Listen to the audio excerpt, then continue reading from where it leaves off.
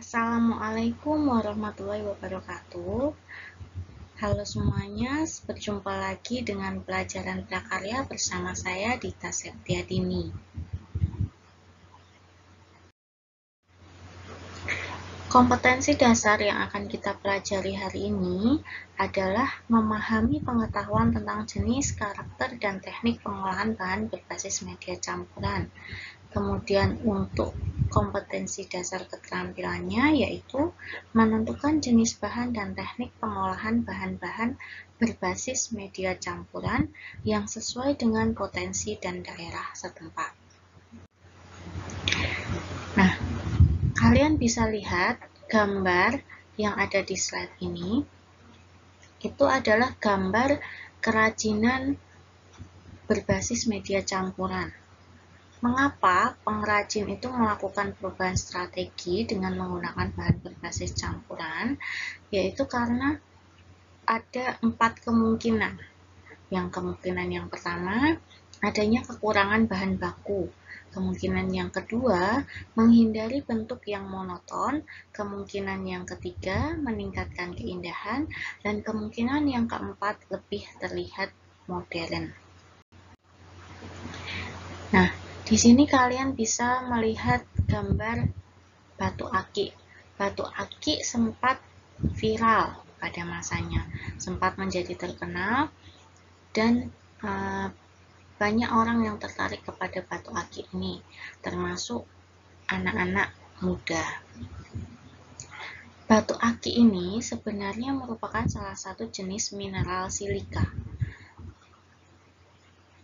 Batu akik ini memiliki berbagai macam jenis, bentuk, dan warna. Kemudian batu akik merupakan salah satu jenis bahan keras yang sering dibuat sebagai kerajinan dan pembuatannya dapat dimodifikasi menggunakan bahan yang lain. Nah, inilah yang dinamakan kerajinan bahan keras berbasis media campuran. Jadi, dia bahan pembuatannya itu dicampur. Kalau batu akik ini antara batu dicampur dengan logam. Tujuan pembelajaran kita hari ini di pertemuan kali ini yaitu dapat menjelaskan prinsip kerajinan bahan keras media campuran, menjelaskan jenis dan karakteristik bahan keras, kemudian mengidentifikasi teknik yang digunakan dalam pembuatan kerajinan bahan keras media campuran dengan tepat. Materi yang akan kita pelajari hari ini yaitu prinsip, jenis, karakteristik, dan teknik.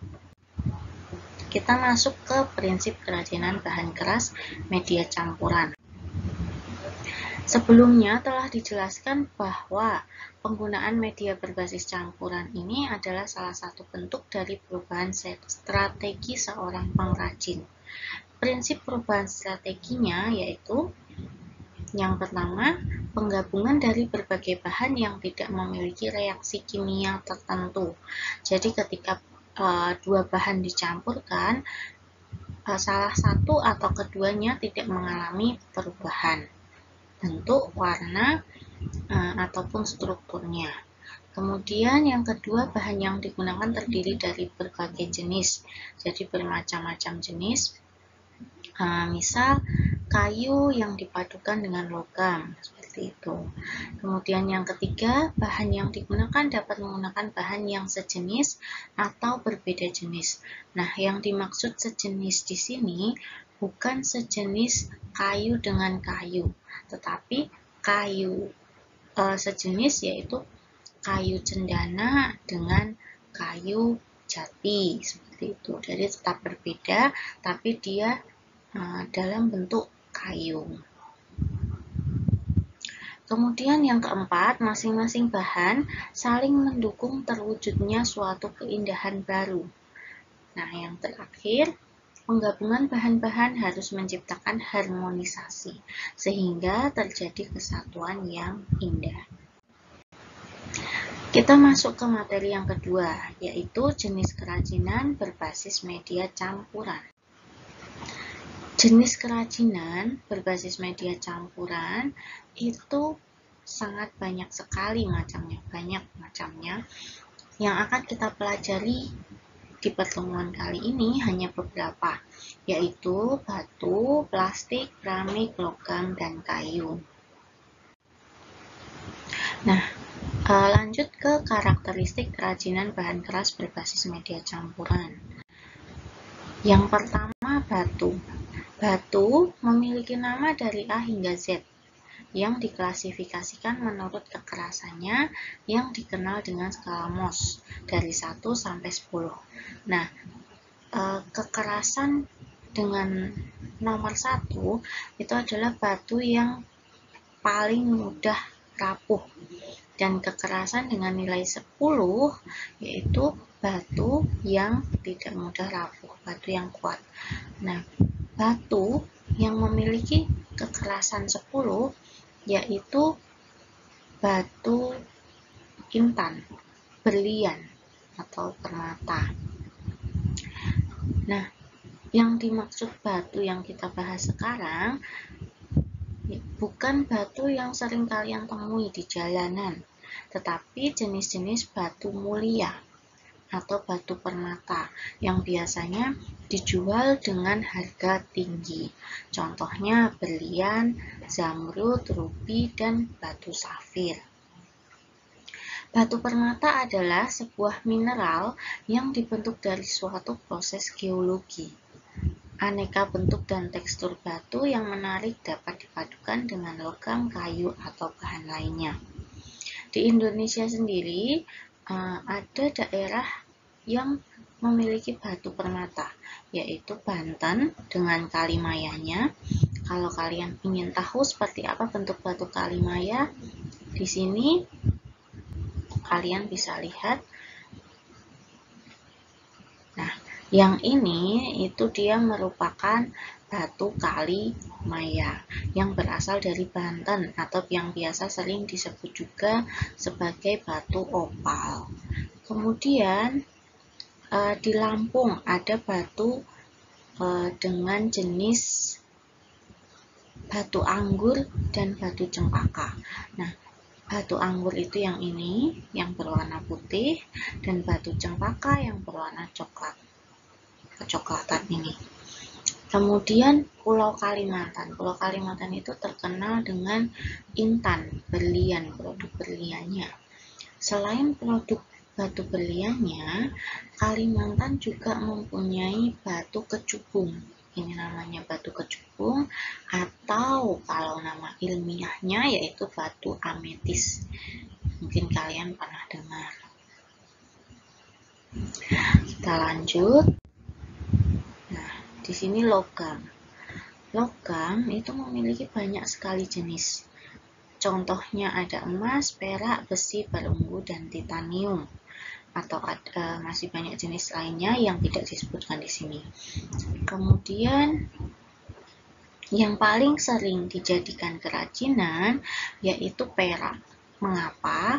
Karena perak memiliki harga yang terjangkau dibandingkan logam-logam yang lain.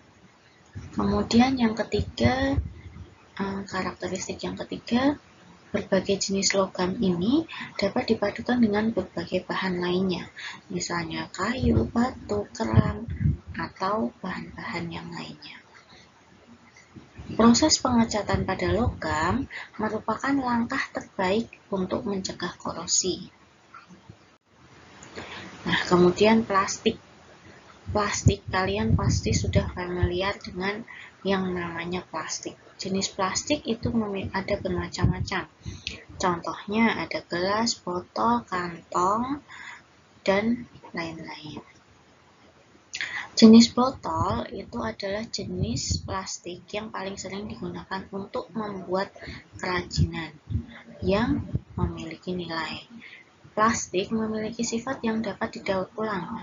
Meskipun plastik ini memiliki sifat yang dapat didaur ulang, tetapi beberapa plastik juga ada yang tidak dapat untuk didaur ulang. Nah, contohnya apa? Plastik yang tidak bisa didaur ulang, contohnya yaitu resin. Nah, resin ini kalian sudah pelajari di kelas 8, kalian sudah melihat bagaimana bentuknya, kalian juga sudah melihat bagaimana cara untuk membuat kerajinan menggunakan resin. Kemudian kayu. Di materi sebelumnya, kalian telah belajar mengenal sifat, jenis, dan karakteristik dari kayu. Kayu adalah bagian batang atau cabang serta ranting tumbuhan yang mengeras karena mengalami lignifikasi atau pengayuan. Nah, di materi sebelumnya, di bab sebelumnya, itu kalian hanya belajar tentang kerajinan kayu. Ya, hanya jenis kayu saja. Jadi tidak dimodifikasi dengan bahan yang lain. Tetapi di materi kali ini, kayu di sini kalian bisa modifikasi dengan bahan lainnya. Contohnya bisa dimodifikasi dengan logam, plastik, rotan, ataupun bahan yang lainnya. Nah, keramik yang berikutnya adalah keramik. Keramik ini berasal dari tanah liat. Di kelas 8 kalian juga sudah pernah mempelajari tentang tanah liat. Kerajinan-kerajinan dari tanah liat. Salah satu contohnya adalah keramik. Bahan baku keramik yang umum dipakai adalah feldspar, ball clay, kuarsa, kaolin, dan air. Itu bahan baku untuk membuat keramik. Karakter keramik ini adalah dia mudah pecah dan rapuh. Untuk mengurangi sifat keramik yang mudah pecah dan rapuh, keramik harus dipadukan dengan bahan-bahan yang lembut atau ringan atau mungkin lunak yang memungkinkan dia menjadi lebih kuat, jadi tidak mudah rapuh. Lanjut ke teknik kerajinan bahan keras berbasis media campuran. Ini materi kita yang terakhir ya. Nah, teknik yang digunakan itu sangat banyak macamnya. Macamnya banyak sekali. Yang saya sebutkan di sini hanya beberapa, yaitu pahat, menempel, susun, mozaik, memotong, merangkai. Dan masih banyak lagi teknik-teknik yang lain. Apabila kalian melihat video-video di YouTube, itu mereka menggunakan teknik-teknik yang sulit karena basicnya adalah pekerjaan kerajinan yang dikerjakan oleh pabrik. Pabrik mengerjakan biasanya menggunakan teknik-teknik yang sulit, contohnya pahat. Tetapi apabila kalian ingin membuat kerajinan, tidak menutup kemungkinan kalian bisa membuat dengan teknik-teknik yang mudah.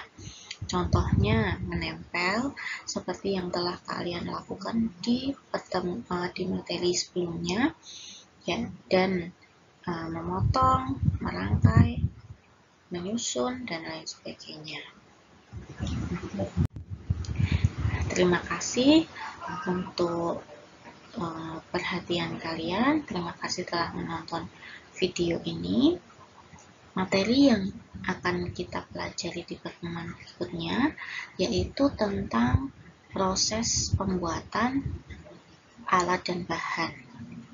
Itu proses pembuatan dan alat dan bahannya untuk membuat kerajinan berbasis media campuran. Sampai jumpa lagi di pertemuan berikutnya. Wassalamualaikum warahmatullahi wabarakatuh. Bye.